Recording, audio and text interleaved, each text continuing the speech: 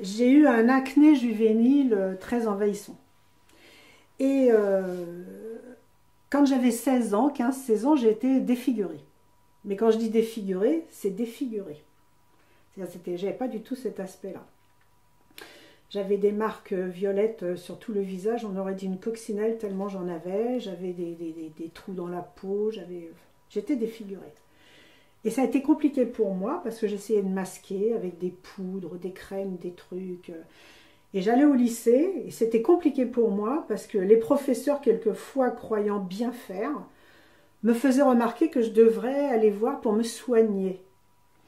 Et c'était terrible parce que je me voyais déjà défigurée et ma mère faisait ce qu'elle pouvait. Elle m'emmenait chez les dermatos, mais il n'y avait pas ce qu'il fallait à l'époque. Hein, il n'y avait pas les vitamines A, il n'y avait pas le Roaccutane, il n'y avait pas tout ça. Tout ça, ça n'existait pas. Et je suis allée voir un professeur qui s'appelait le professeur Grupper, qui était un grand dermatologue mondialement connu. Alors pas grand par la taille parce qu'il était beaucoup plus petit que moi, mais un petit bonhomme d'une énergie inimaginable. Et je suis allée le voir parce que j'en pouvais plus. J'avais 17, 18 ans à peu près, 17 ans. Je suis allée le voir, j'en pouvais plus. Et donc il m'a dit, écoute, premièrement, je vais te soigner ton sang, déjà, parce que c'est la première chose à faire. Et ensuite, je te soignerai ta peau. Et en plus, il y avait des aliments qui étaient interdits. Alors, pour ceux qui sont sujets aux boutons d'acné, donc sachez que le coca et les œufs, c'est pas possible. Voilà. D'après le professeur. Bon. Donc, pendant 2 ans, il m'a soigné mon sang avec des antibiotiques. 2 ans d'antibiotiques, une pilule. J'en avais pas besoin à l'époque, hein, j'étais jeune, mais une pilule qui faisait venir de Suisse, qui était dosée apparemment particulièrement pour ça. Et au bout de 2 ans, donc il m'a dit, bon bah écoute, je vais te faire un peeling par gommage. Et pendant les 2 ans, à chaque fois que je repartais, qu'il voyait que j'étais un peu déçue parce que les résultats n'étaient pas flagrants, et en fait j'étais toujours tellement marquée que j'étais vraiment défigurée. Il m'attrapait le bras et puis il me disait surtout, ne va pas voir les esthéticiennes, ne va pas dans les cabinets d'esthétique et ne va pas te faire un peeling par piqûre. Par piqûre. Il me dit, parce que tu vois les peelings par piqûre, j'en ai plein ma salle d'attente. Eux, ils sont défigurés parce que c'est pas l'épiderme, c'est le derme, c'est creusé, ils ont des trous. Il me dit, ils sont défigurés, je ne peux plus rien faire. Donc pendant 2 ans, il m'a attrapé le bras à chaque fois que je partais. Fais-moi confiance, parce qu'il sentait qu'on est fragile quand on est ado. Et il sentait, et c'était plus qu'un père quand il me parlait comme ça. Vraiment, j'en suis tout émue d'ailleurs. Et au bout de 2 ans, il m'a fait un peeling par gommage. Alors il me dit, tu vas aller voir la dermatologue, elle va te faire un nettoyage de peau. Oh, j'ai un nettoyage de peau. Oh, moi j'adore. Nettoyage de peau, on met des crèmes et tout, on te masse, on fait des trucs, c'est extra ça. Donc 2 jours avant le peeling, il m'envoie donc dans le 8e arrondissement. Heureusement, j'avais ma voiture pour la suite. Et je suis allée en voiture, je me suis garée. Donc j'arrive et puis elle me dit, voilà, professeur Grupper, nanana, oui, d'accord, donc je vais vous faire un nettoyage de peau avant votre peeling.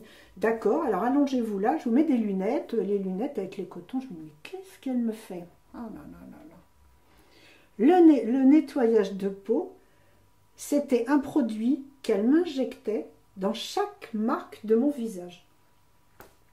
Y compris les marques qui sont bien là sur les os. Donc je me suis tapé 40 piqûres. Je suis ressortie, j'avais la tête comme un chou-fleur. J'ai dit heureusement que je ne prends pas les transports en commun, c'était affreux. Et je suis rentrée à la maison, ma mère s'est catastrophée. Elle me dit mais qu'est-ce qu'elle t'a fait? Et j'étais rouge, boursouflée, tout ce qu'on veut. Mais vraiment.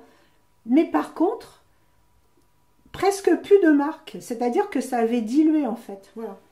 Et donc 2 jours après, je vais voir le professeur. Je lui ai dit, dites donc, vous auriez pu me prévenir, hein, parce que j'en ai bavé. Hein. Ben, il m'a dit, oui, mais si je vous l'avais dit, vous ne seriez pas allé. Ah, il m'a dit, c'est pour ça que je ne vous l'ai pas dit, ce que c'était le nettoyage de peau à ma façon. Ah, il m'a dit, bon, je vais vous mettre le truc très granuleux. Vous restez là allongé, là. Donc, j'étais à l'entrée d'un tunnel comme les scanners. Parce qu'en fait, ce professeur expérimentait un traitement sur des gens qui avaient une maladie. Il m'avait expliqué, sur leur corps, ça leur fait comme des écailles de poisson. Enfin, pour synthétiser, hein, voilà. Donc, c'était une maladie hyper rare. Et lui, il expérimentait, donc dans ces espèces de tunnels qui envoyaient des ondes, des machins, il expérimentait ce traitement. Donc, il me met là-dedans, puis bien sûr, on ne voit pas son truc, et il me met ça. Il me dit, bon, ben voilà, donc ça va chauffer un peu. Un peu. Oh, mon Dieu! Mais j'ai cru qu'on m'arrachait la tête, tellement... Je croyais que ma tête était dans un four, en fait. Et il me dit, ça va, ça va. Donc, il m'a laissé une demi-heure, à peu près, infusé. Alors, infusé, mais ça montait crescendo, des 50 degrés, des ce qu'on veut. C'était, voilà. Et puis, il me retire tout ça, puis il me dit, maintenant, tu rentres chez toi.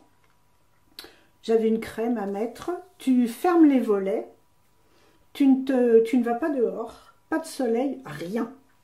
Et donc, je rentre à la maison, tout ça. Bon, j'avais pas de signe apparent. Sauf que le lendemain, j'avais ma peau qui commençait à tirer comme ça. Elle était toute sèche, ça tirait, ça tirait.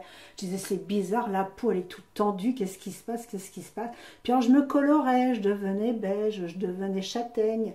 Et au bout de 4 jours, j'étais chocolat, avec une peau qui ressemblait à du plastique, en fait. Ma mère était affolée.